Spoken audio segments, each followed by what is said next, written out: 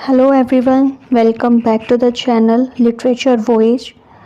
आज के वीडियो में हम अपना सेकंड चैप्टर डिस्कस करेंगे जो कि एक पोयम है डस्ट ऑफ स्नो, जो लिखी है रॉबर्ट ली फ्रॉस्ट ने।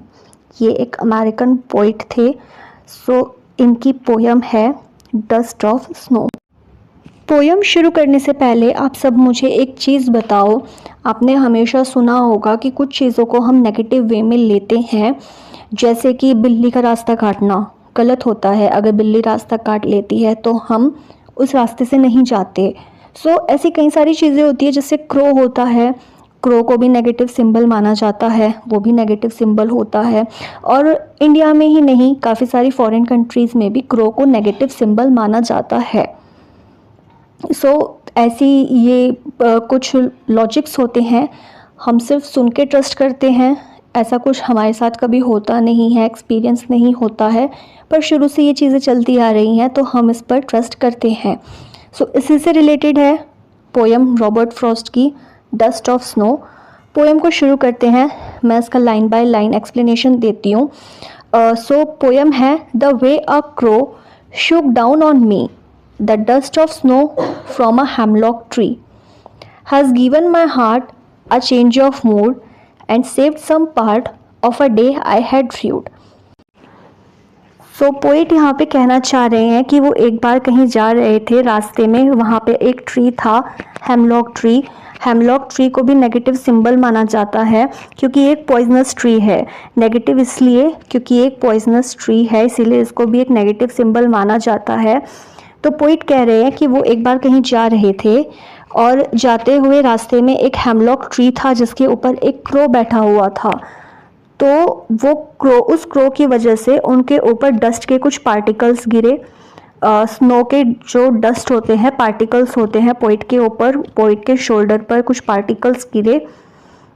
पोइट यहाँ पे ये कह रहे हैं कि जब उनके ऊपर वो पार्टिकल्स गिरे तो उनकी वजह से क्या हुआ, has given my heart a change of mood. उनका मूड ना सडनली चेंज हो गया, अचानक से चेंज हो गया।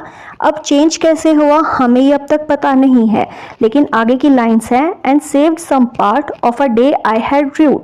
व्यूड का मतलब होता है कि उनका मतलब अब तक का जो भी टाइम था, जो दिन का जो टाइम अब तक पास हुआ वो ख़राब था। उनका मूड बहुत ज़्यादा ख़राब था और उन्होंने अपना आधा डे ऐसे ही निकाल दिया ख़राब मूड की वजह से।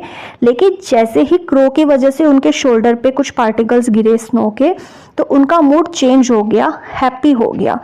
पोइट यहाँ पे ये कह रहे हैं कि ये सिर्फ हमारे मन का होता है, हमारे माइंड में होता है। हम सोच लेते हैं कि ये चीज़ें गलत होती हैं, नेगेटिव होती हैं। क्रो अगर हमें दिख जाए तो अच्छा सिंबल नहीं होता, ऐसा नहीं है। यहाँ पे क्रो की वजह से उनका मूड अच्छा हो गया। तो इस पोएम से पोइट हमें ये बताना चाह रहे हैं। अब ये तो रही इसकी समरी, इसका एक्सप्लेनेशन। अब देखेंगे हम इसमें पोएटिक डिवाइसेस कौन कौन से हैं। पहले तो इसकी राइम स्कीम देखेंगे, राइम स्कीम क्या है। राइम स्कीम है इसकी, the way a crow shook down on me, the dust of snow from a hemlock tree. यहाँ पर क्या हो रहा है, क्रो है और स्नो है, ये एक जैसे वर्ड्स हैं, राइमिंग हो रही है यहाँ पे। ये हो जाएगा हमारा ए और A. Shook down on me from a hemlock tree, यहाँ पे मी और ही, ट्री, ये दोनों यहाँ पे राइमिंग कर रहे हैं, तो ये हो जाएगा बी और बी। राइमिंग हो गई पहले पैराग्राफ की, ए बी। सेकेंड पैराग्राफ है, has given my heart a change of mood and saved some part of a day I had viewed. यहाँ पर जो राइमिंग है, हार्ट और पार्ट, ये दोनों राइम कर रहे हैं। ये हो गए सी और सी। मूड और व्यूड ये दोनों राइम कर रहे हैं, तो ये हो गए डी और डी। तो राइम स्कीम क्या हो गई, ए बी सी डी। ये यहाँ पे इस पोएम की राइम स्कीम हो गई। अब यहाँ पे फिगर ऑफ स्पीच क्या यूज़ हुआ है, फिगर ऑफ स्पीच यहाँ पे यूज़ क्या क्या हुआ है। सबसे पहले हम लेते हैं एलिट्रेशन। यहाँ पे एलिट्रेशन का यूज़ हुआ है, कैसे, सेंटेंस है हमारा एंड सेव्ड सम पार्ट, क्या है, एंड सेव्ड सम पार्ट। तो सेव और सम। यहाँ पे ये क्या कर रहे हैं, एक जैसे वर्ड हैं, एस और एस का रिपीटेशन हुआ है, इसीलिए यहाँ पे एलिट्रेशन राइम वो पोइटिक डिवाइस यूज़ हुआ है। सेकंड पोइटिक डिवाइस यहाँ पे यूज़ हुआ है एजोनेंस।